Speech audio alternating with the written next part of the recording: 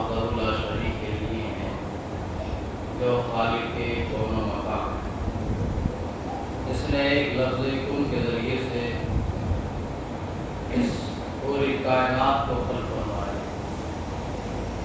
اور تمام تعریفیں اس اللہ کے لیے ہیں کہ جس نے ہمارے قلوب کو علی کی ولایت سے منور فرمایا۔ لائق حمد و ثنا ہے وہ ذات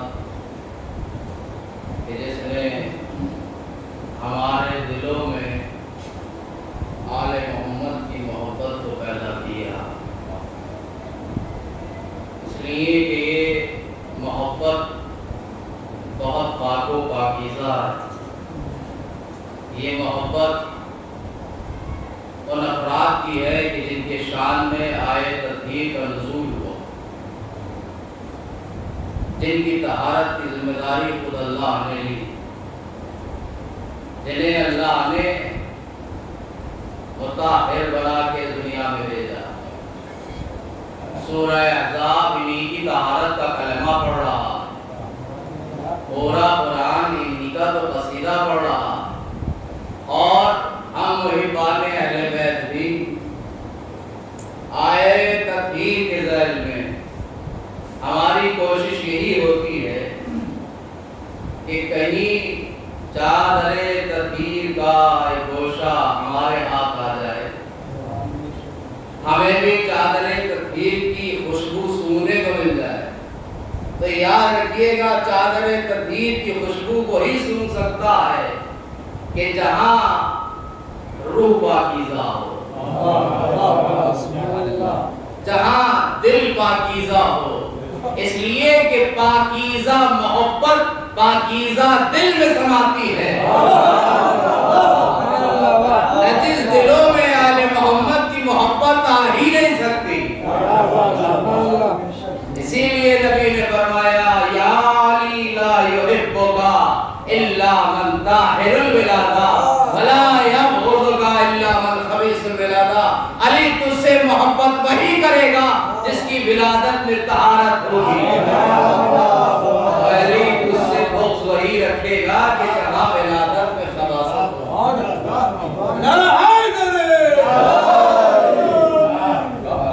محبت پاکیزہ، محبت ایسی کہ جسے خود اللہ نے کہا کہ ان کی طہارت کی ذمہ داری ہماری ہے۔ صلوات علی محمد۔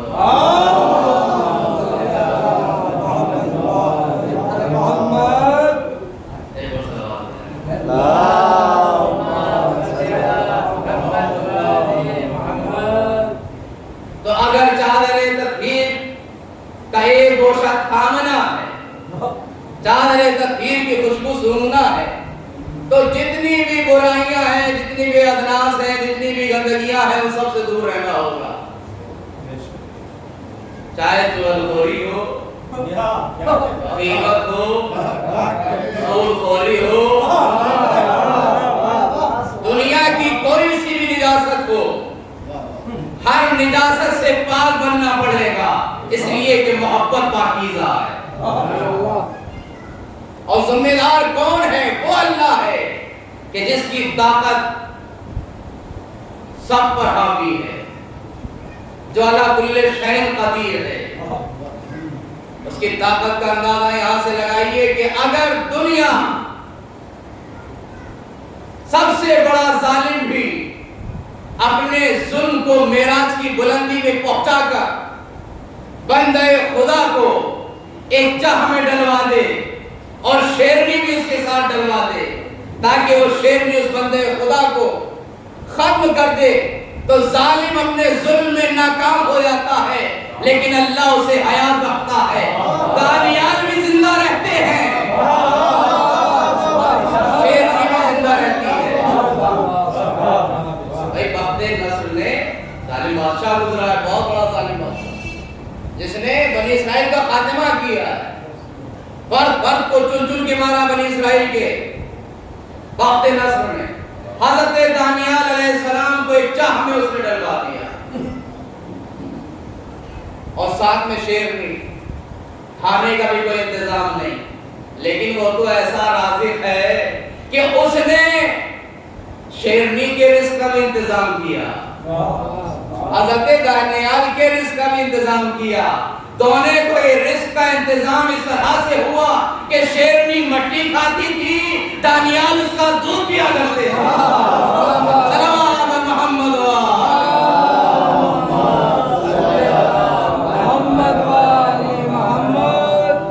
تو پاکیزہ محبت ہے، تو قلوب بھی پاکیزہ ہونا چاہیے، دل بھی پاکیزہ ہونا چاہیے۔ بنائے ہمارے کا پڑھ اللہ کی وحی ہوئی کس پر؟ نبی پر کہ کہو میں تم جیسا بشر۔ ایک وحی قرآن نے اور بیان کی،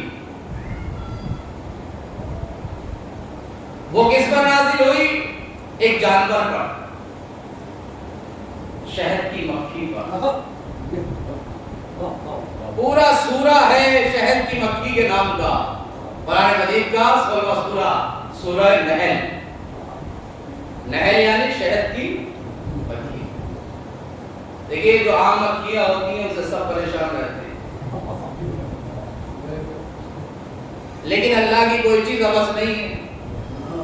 کسی نے سوال کیا کہ مکھی پیدا کرنے کی کیا ضرورت تھی؟ اس کی وجہ یہ تھی کچھ لوگوں کی ناک بہت بڑی ہے، یہ مکھی ان کے غرور کو توڑنے کے لیے پیدا کی گئی۔ تو جو عام مکھی پائی جاتی ہے ان سے سب بچتے ہیں، کیونکہ یہ گندگی میں رہتی ہے، یہ نجاست میں رہتی ہے، یہ غلاظت میں رہتی ہے۔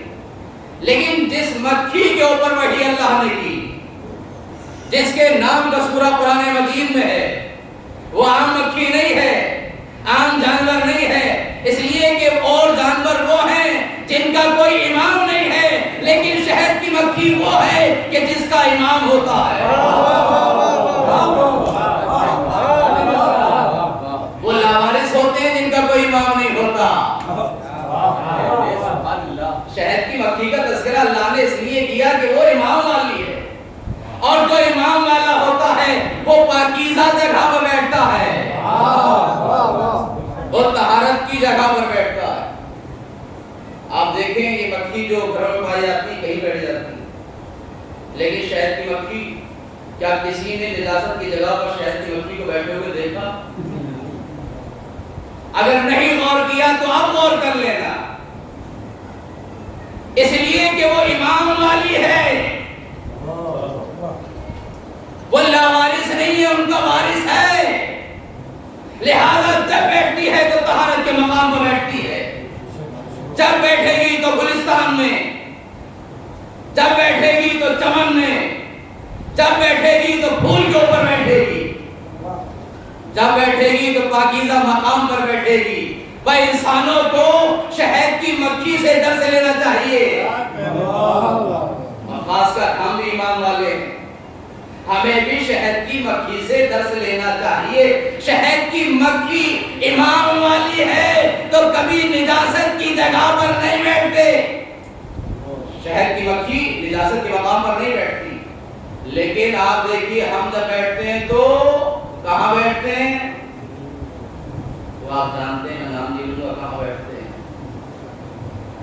جب بیٹھیں گے تو نجاست کے مقام پر، جب بیٹھیں گے تو غلاظت کے مقام پر۔ یہ جتنی بھی نجاستیں ہیں، یہ جتنی بھی ادناس ہیں، یہ سب اس روایت ہے۔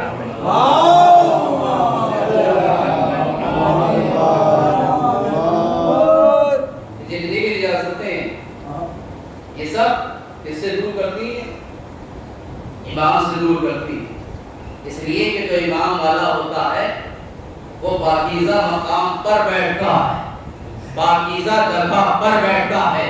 تو شہد کی مکھی اللہ نے اس پر وحی کی، وہ امام والی ہے تو ہمیشہ پاکیزہ مقام پر بیٹھتی ہے، لہٰذا ہم بھی مولا کے چاہنے والے ہیں، ہم لاوارث نہیں ہیں، ہمارا بھی ایک وارث ہے جو غیب کے پردے میں بیٹھا ہوا ہے، لہٰذا جب بیٹھنا تو طہارت کے مقام پر بیٹھنا، ایسے مقامات پر نہ بیٹھنا کہ جہاں غیبتیں ہو رہی ہو، جہاں تمہاریاں ہو رہی ہو، جہاں سنی باتیں ہو رہی ہو، جہاں کسی کا دل آیا گا ہو، ایسے مقام تو اللہ نے شہد کی مکھی پر وحی کی کیا اوہا النحل ان اتخذ من الجبال بیوتا ومن الشجر ومما یعرشون. ہم نے شہد کی مکھی پر وحی کی کہ تو گھر بنائے بیل بنائے پہاڑ کی بلندی پر درختوں پر اونچے اونچے مقامات پر. تو آپ دیکھیے شہد کی مکھی گھر بناتی ہے تو پہاڑوں پر بناتی ہے درختوں پر بناتی ہے اونچے اونچے مقامات پر بناتی ہے. اللہ نے ایک وحی نازل کی شہد کی مکھی پر تو آج تک اطاعت خداوندی کر رہی ہے. جب گھر بناتی ہے تو پہاڑ پہ بناتی ہے, جب گھر بناتی ہے تو بلند مقامات پر بناتی ہے, جب گھر بناتی ہے تو درختوں پر بناتی ہے. زمین کے اندر کوئی مکھی نہیں بناتی اس لیے کہ اللہ نے وحی کی. اور ایک جانور پر ایک وحی نازل ہو جائے تو اللہ کی مطیع و فرمانبردار ہو جائے. لیکن یہ کیسے مسلمان ہے؟ پورا وحی الہی قرآن نازل ہو گیا لیکن اللہ کے قرآن میں کتنے لوگ ہیں؟ صلوات علی محمد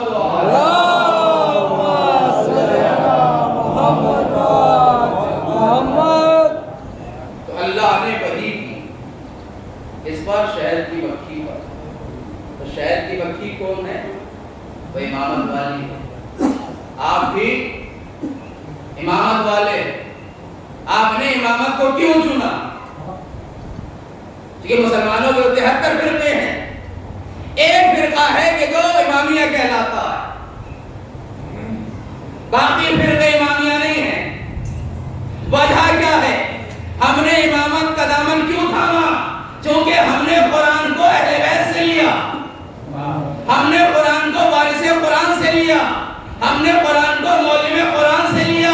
چونکہ ہم نے قرآن میں پڑھ لیا سمجھ لیا یوم ندعو کل اناس بامامہم, قیامت کے دن ہر انسان کو اس کے امام کے ساتھ اٹھایا جائے گا. اگر تمہارا کوئی امام ہے تو بتاؤ. لیکن ہم کہتے ہیں کہ ہمارا امام پردہ غیب میں بیٹھا ہوا زندہ ہے. بہت سے لوگ کہتے ہیں کہ ہمارے سن میں نہیں آتی بات, 500 سال ہو گئے 700 سال ہو گئے, کیسے زندہ رہ سکتے ہیں اتنا لمبا ٹائم پیریڈ؟ میں نے کہا حضرت آدم علیہ السلام پر ایمان رکھتے ہو تو آدمی بھی تو انہیں کی وجہ سے کہے جاتے ہیں. پھر جب مانتے ہو کہ تم آدم کی اولاد ہو آدمی ہو تو ابلیس کا بھی نام سنا ہوگا. کہاں کہ ابلیس لعنت اللہ کیوں بنا؟ کہ آدم کو سجدہ نہیں کیا تھا. اچھا آدم کو سجدہ نہیں کیا تھا, کہاں؟ نے کہا تو مرکب گیا ہوگا, بہت بڑھا ہو گیا, زمانہ گزر گیا نا, مرکب گیا ہوگا. قسم مرا نہیں ہے, زندہ ہے.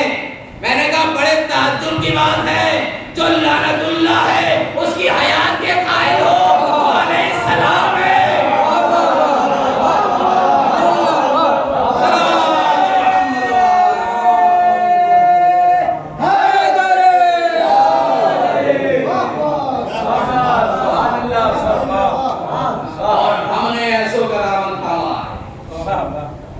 اختیارات کو آپ دیکھیے, کائنات کی ہر شے بننے کا اختیار.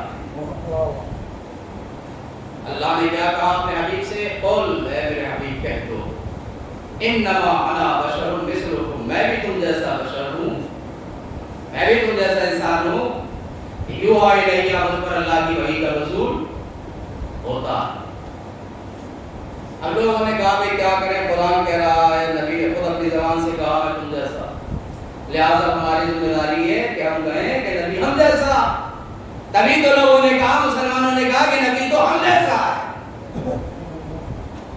لیکن قرآن کو سمجھائی کہا؟ بھائی نبی نے یہ بات کہی کہ میں تم جیسا, اس سے پہلے بھی ایک لفظ ہے, اس کے بعد میں بھی لفظ ہے. پہلے لفظ ہے قل, پہلے امر ہے. قل بتا رہا ہے کہ نبی نے اپنی مرضی سے نہیں کہا, اللہ نے کہلوایا تو کہا.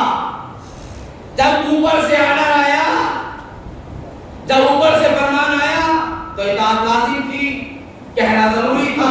جب اللہ نے کہہ دیا قل, کہو, تب نبی کو کہنا پڑا انما انا بشر مثلکم, میں تم جیسا. تو لفظ قل نے بتایا کہ نبی کا ارادہ نہیں تھا کہنے کا کہ میں تم جیسا, چونکہ نبی تو سمجھ رہے تھے جب میرے بغیر کہے یہ لوگ مجھے اپنے جیسا سمجھتے ہیں.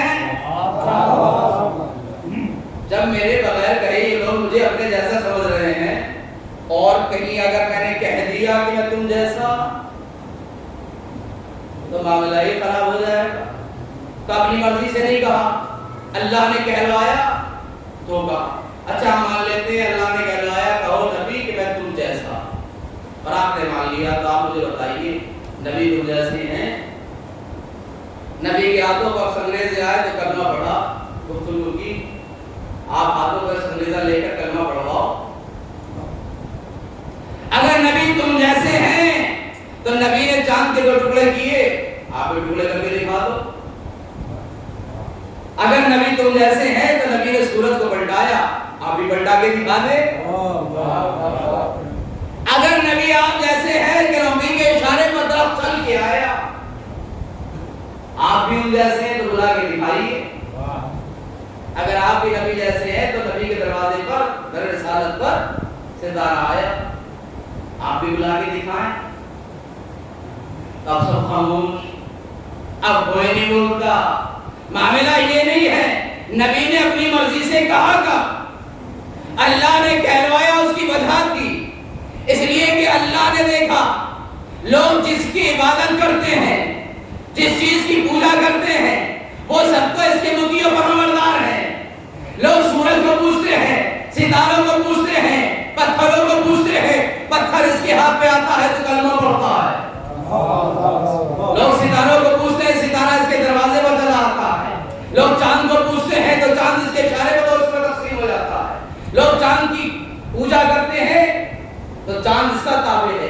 لوگ سورج کی پوجا کرتے ہیں تو سورج اس کے اشارے پر بازگشت کرتا ہے, سورج پلٹتا ہے. تو جس چیز کی لوگ پوجا کر رہے ہیں, درختوں کے سامنے ہاتھ جوڑ رہے ہیں, تو درخت اس کے اشارے پہ چلتا آ رہا. تو خطرہ تھا کہ لوگ مسحری نہ ہو جائے, خطرہ تھا لوگ اسی کو خدا نہ کہنے لگے. تبھی تو قدرت نے کہا اے میرے حبیب ان سے کہہ دے میں خدا نہیں ہوں بلکہ میں بھی تم جیسا بشر ہوں. صلوات محمد.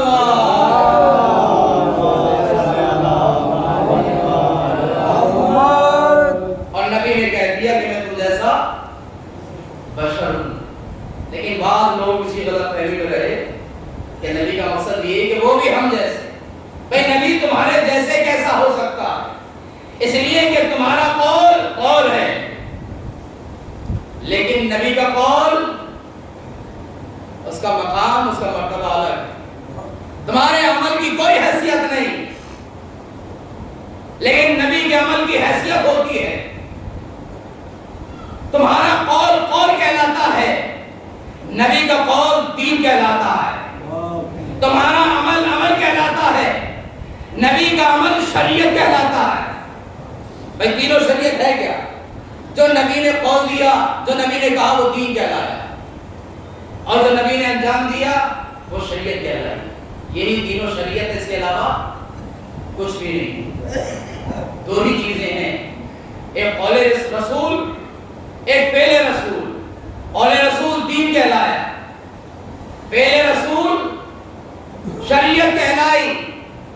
اب ان دونوں چیزوں میں آپ کی نگاہ میں کون سی چیز وزنی ہے, اور زیادہ وزنی ہوتا ہے یا فعل؟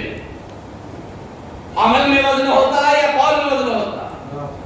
تو آدمی یہ کہے گا صاحب عمل میں بڑا وزن ہوتا ہے, قول کو کیا باتیں تو بڑی بڑی کی جاتی ہیں, کہنے کے لیے کیا جاتا ہے, ہم ایسا کریں گے, وہ ایسا کریں گے, ویسا کریں گے.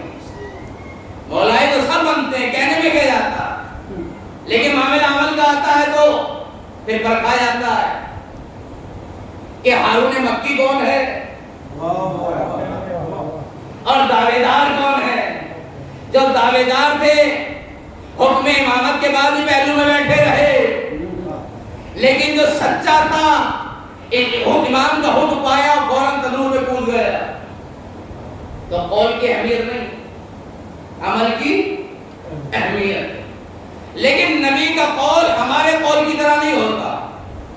نبی کے قول کی بھی اہمیت ہوتی ہے, اس کا بھی اپنا وزن ہوتا ہے. نبی کا قول اگر کوئی انکار کر دے, نبی کے قول کا اگر انکار کر دیا جائے تو انسان کس منزل میں چلا جائے گا آپ بہتر جانتے ہیں. نبی نے کہا قولوا لا الہ الا اللہ تفلحوا، لوگوں لا الہ الا اللہ کہو. کیا کہو؟ آپ مل کے بولیے کیا کہیں؟ آپ نے تاریخ کا ثبوت دے صلوات علی محمد و علی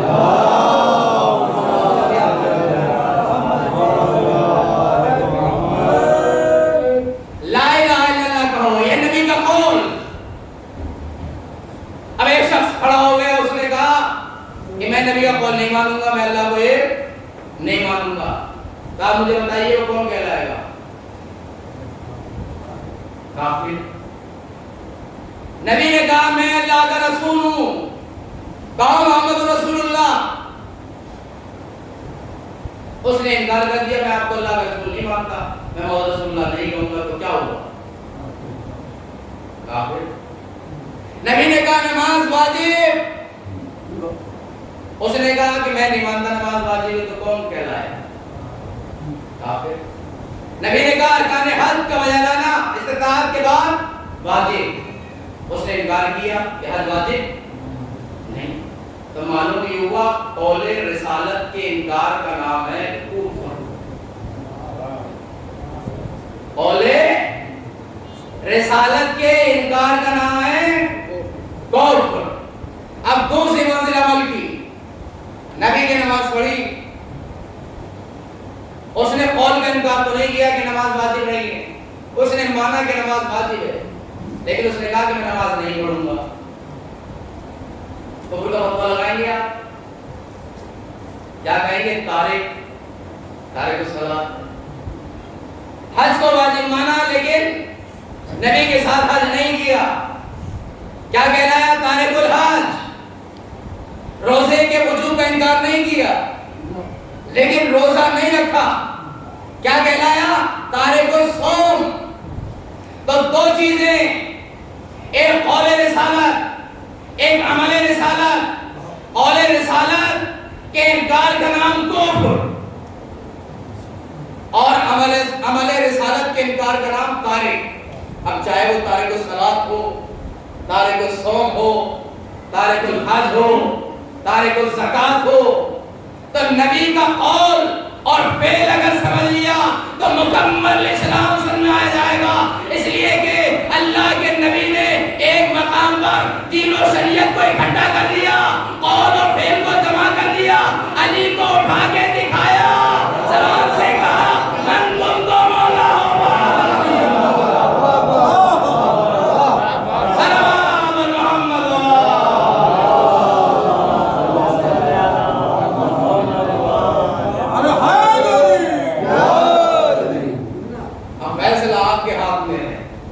انکار رسالت کی شان کو کس مقام پر لے. نبی نے کہا کہو لا الہ الا اللہ، تو ہم نے کہا لا الہ الا اللہ. نبی نے کہا کہو محمد رسول اللہ، تو ہم نے کہا محمد رسول اللہ. کیا کلمہ مکمل ہو گیا؟ دیکھیں مسلمان جو کلمہ پڑھتے ہیں لا الہ الا اللہ محمد رسول اللہ، یہ کلمہ نبی کا نہیں ہے، یہ کلمہ علی کا. اس لیے کہ یوم بعثت تاریخ اسلام کا پہلا دن نبی نے اپنی بعثت کا اعلان کیا، اپنی رسالت کا اعلان کیا، اور اعلان کرنے کے بعد کہا کہ جو بھی کار رسالت میں میرا معاون، میرا مددگار، میرا ناصر ہوگا وہ میرا وصی ہوگا، میرا وزیر ہوگا. ایک بچہ کھڑا ہوا 13 سال کا، اس نے کہا انا یا رسول اللہ، اور گواہی دی اللہ کی وحدانیت کی، اشہد ان لا الہ الا اللہ واشہد انک رسول اللہ. میں گواہی دیتا ہوں کہ اللہ معبود حقیقی ہے، میں گواہی دیتا ہوں کہ آپ رسول اللہ. یعنی پہلا دن تاریخ اسلام کا علی نے کہا لا الہ الا اللہ محمد رسول اللہ. یہ علی کی سیرت ہے.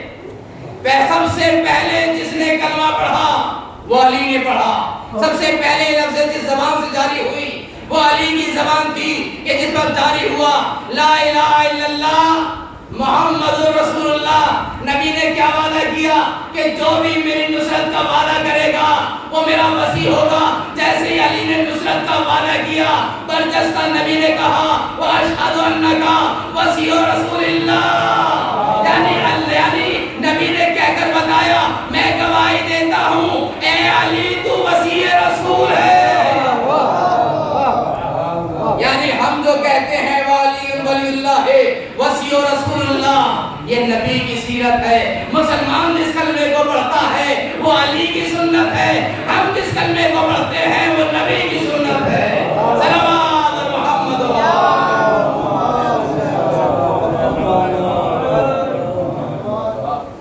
اب کلمہ مکمل ہوگا، اس لیے کہ کلمے کی تکمیل کے لیے 3 کا انکار کرنا پڑے گا.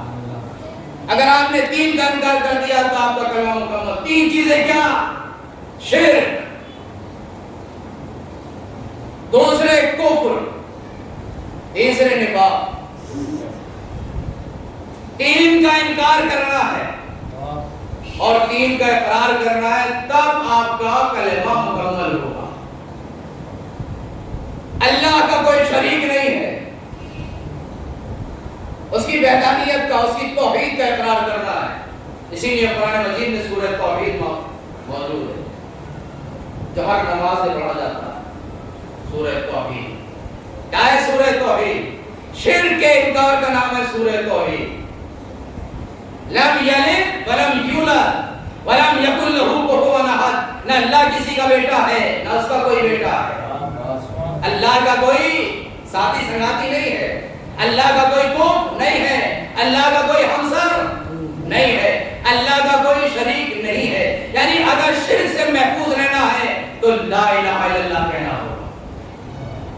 دوسرے کفر سے بچنا ہے، تیسرے نفاق سے بچنا ہے. دیکھیں سورہ توحید بھی قرآن میں موجود ہے، سورہ کافرون بھی قرآن میں موجود ہے، سورہ منافقون بھی قرآن مجید میں موجود ہے. سورہ کافرون کفر سے بچنا ہے تو کیا کریں؟ کہ اگر کفر سے بچنا ہے تو محمد کی رسالت کا اقرار کرنا ہوگا، اس لیے کہ محمد کی رسالت کفر سے بچاتی ہے. لا الہ الا اللہ شرک سے بچاتا ہے. لا الہ کوئی خدا نہیں. پہلے باطل طاقتوں کا انکار کرو پھر معبود حقیقی کا اقرار کرو. پہلے شرک کا انکار کرو پھر اس کی توحید کا اعلان کرو. تبھی تو ہم نے کہا لا الہ الا اللہ، کوئی معبود نہیں. پہلے باطل طاقتوں کا خاتمہ، ان سے برات اور تبرہ، اس کے بعد معبود حقیقی کا اقرار، اس کی توحید کا اعلان. الا اللہ سوائے معبود حقیقی. تو شرک سے بچایا لا الہ الا اللہ. ہم نے لا الہ الا اللہ کہا تو ہم شرک سے محفوظ ہو گئے. لیکن اگر محمد کی رسالت کا انکار کر دیا تو کافر ہو جائیں گے. شرک سے تو بچ جائیں گے لیکن کفر سے محمد رسول اللہ بچائے گا. جب محمد رسول اللہ کہیں گے تو پھر انسان کفر سے محفوظ رہے گا. تو اگر شرک سے بچنا ہے تو لا الہ الا اللہ کہو، اگر کفر سے بچنا ہے تو محمد رسول اللہ کہو، اور اگر نفاق سے بچنا ہے تو رضا بھائی کیا کریں؟ علی ولی اللہ. یہ کس نے بتایا؟ یہ بزرگ صحابہ نے بتایا. کیا بتایا بزرگ صحابہ نے؟ بزرگ صحابہ نے بتایا کہ جب ہم اپنی بزم میں یہ دیکھنا چاہتے تھے مومن کون ہے منافق کون ہے تو ہم علی کا تذکرہ کر دیا کرتے تھے. جب چہرہ علی کا ذکر سن کے خوش ہو جاتا تھا تو سمجھ جاتے تھے مومن ہے. اگر چہرے پر پسماندگی چھائی جاتی تھی تو سمجھ جاتے تھے کہ منافق ہے. اب کلمے کی تکمیل ہوگی، اب کلمے کی تکمیل ہوگی. شرک سے بچو تو کہو لا الہ الا اللہ، کفر سے بچو تو کہو محمد رسول اللہ، اور اگر منافقت سے بچنا ہے تو پھر کہو علی ولی اللہ. صلوات محمد.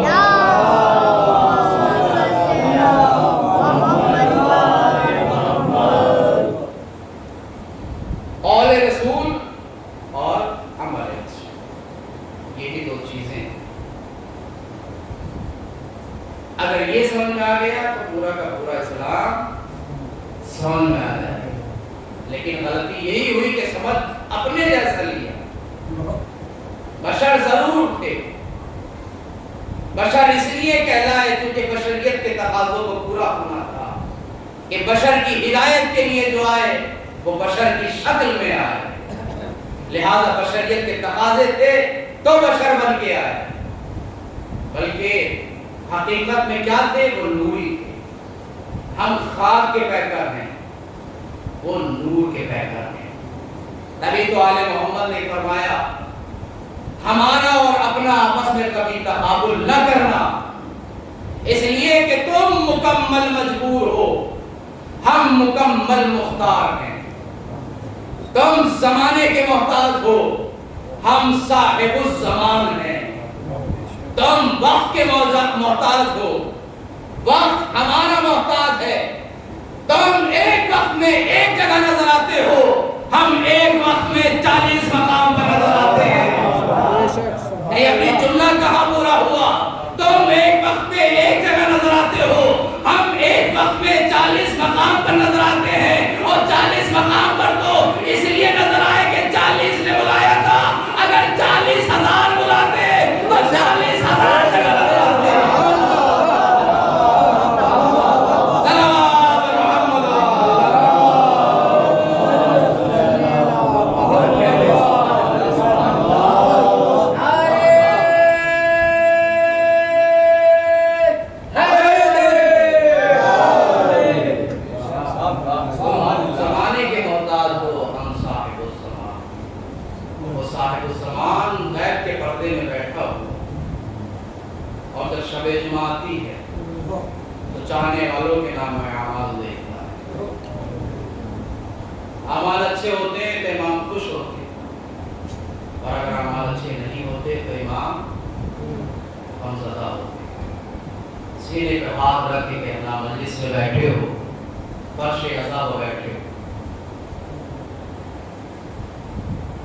کیا کوئی ایسا ہے جو چاہے گا اپنے وقت کے امام کا دل دکھائے؟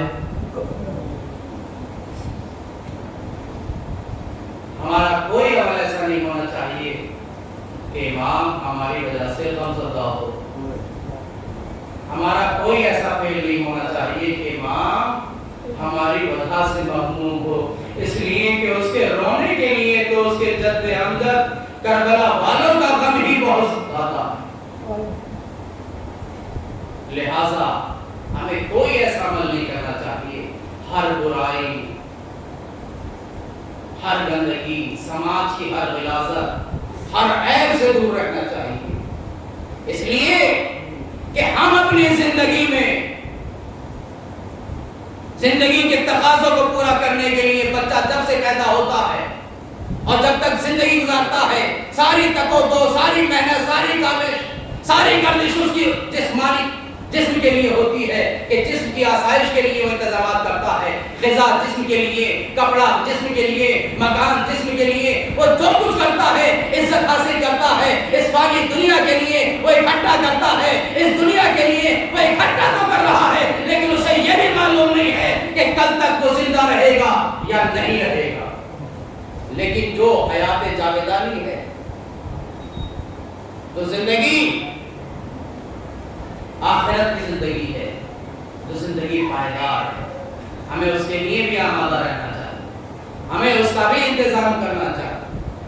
تبھی تو امام ہمارے لیے مصلی کو بے چین ہو کر آنسو بہاتے ہیں. برابر میں ذوالفقار حیدری رکھی ہوتی ہے. جب کچھ وقت گزر جاتا ہے تو ذوالفقار کروٹ لینے لگتی ہے. امام اس پر اپنا ہاتھ رکھ دیتے ہیں, پھر اس کے بعد پھر امام کے لیے مشغول ہو جاتے ہیں. شب بھر شب داری کرتے ہیں, شب جمعہ امام زمان علیہ السلام. ذوالفقار بار بار کروٹ بدلتی ہے, امام اس پر ہاتھ رکھ دیتے ہیں. آپ جانتے ہیں ذوالفقار کیوں کروٹ لیتی ہے؟ ارے جب سے ذوالفقار نے قبر علی اصغر کو کھودا ہے, تب سے انتقام خون علی اصغر لینے کے لیے یہ ذوالفقار بے چین ہے کہ کب وہ دن آئے گا جس دن خون علی اصغر کا انتقام لیا جائے. حضرت اللہ, خدا کو کوئی خبر نہ دے سوائے ہمیں مظلوم کربلا. یہ جو دن چل رہے ہیں یہ مخصوص ہے شہزادی سکینہ سے۔ سکینہ امام حسین علیہ السلام کی چہیتی بیٹی، جب شام کے دربار میں پہنچے تو آپ کو اسیر کر کے لے جایا گیا۔ ایک رسن میں 12 گلے تھے، جس میں رباب کا بھی گلا تھا، سکینہ کا بھی گلا تھا۔ جہاں زینب بھی اسی رسن میں بندھی ہوئی تھی، فروا بھی اسی رسن میں تھی، کلثوم بھی اسی رسن میں تھی۔ اب ذرا سوچئے سکینہ کا قد کہاں اور ہمارا باپ کا قد کہاں، پھوپھی زینب کا قد کہاں۔ جب بھی کوئی پھوپھی کھڑی ہوتی تھی تو سکینہ کا گلا دکھتا، سکینہ چلاتی تھی پھوپھی اللہ میرا گلا زخمی ہوا جاتا ہے۔ کبھی ماں کو آواز دیتی تھی اماں میرا گلا دبا جاتا۔ عجب اللہ، جب یہ دربار میں قافلہ پہنچا، اسیر بنا کر اہل حرم کو سیدانیوں کے سروں کو چادر نہیں ہے، ارے جن کے بالوں کو کبھی سورج نے نہ دیکھا وہ بڑے دربار میں پرہنس کرتے، کیسے میں کہ یزید کعبہ بیٹھا ہوا ہے، 700 کرسی نشین کرسیوں پر بیٹھے ہوئے ہیں، غلام سیاہ لباس میں تلوار اور نیزے لیے کھڑے ہوئے ہیں، ہزاروں کا مجمع۔ ایسے میں اہل حرم کو اسیر کر کے قیدی بنا کے یزید کے سامنے کھڑا کیا گیا اور ایک ایک کا تعارف کرایا گیا کہ یہ علی کی بڑی بیٹی زینب ہے، یہ علی کی بیٹی ام کلثوم ہے۔ ایک ایک بیوی کا تعارف کرایا گیا اور جب چھوٹی سی بچی کا تعارف کرایا گیا کہ یہ چھوٹی سی بچی ہے، اس کا نام سکینہ ہے، یہ حسین کی چہیتی بیٹی ہے۔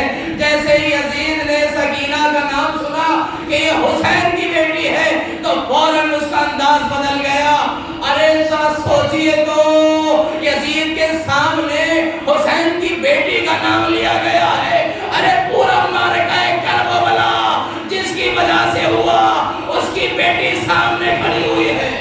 تو یزید کا انداز بدلا، اس نے وہ تشت منگایا جس میں سر حسین تھا، سر حسین رومال سے ڈھکا ہوا تھا، تشت لایا گیا، رومال کو ہٹایا گیا، یزید نے چھڑی اٹھائی، ارے خیزران کی چھڑی تھی، خاردار چھڑی تھی، چھڑی کو دندان مبارک پر مارنا شروع کیا۔ ایک صحابی رسول نے کہا ارے مایو یزید کو تلوار خدا کی لعنت ہو، ان لوگوں کو زخمی کرتا ہے۔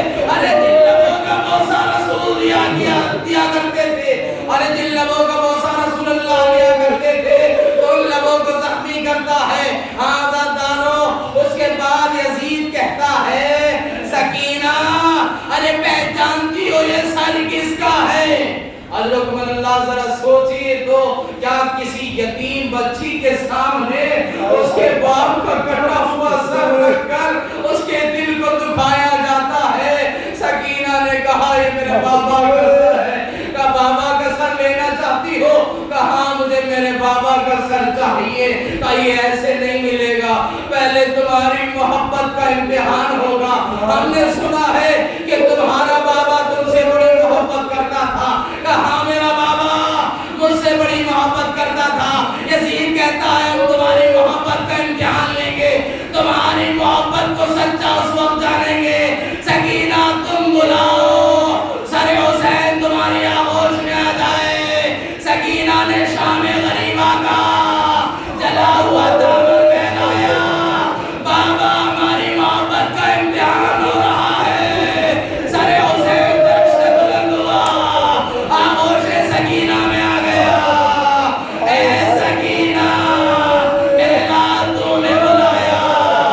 سکینہ نے بہن کرنا شروع کیے، بابا جو گوشوارے دیے تھے ظالموں نے چھین لیے، بابا رخسار و قطراتے لگائے گئے، بابا پشت زخمی ہو گئی، درے و تازیانے مارے گئے، بابا ہماری چادریں چھین لی گئی۔ سیال الذین ظلموا ایہم قلبون انا للہ و انا الیہ راجعون۔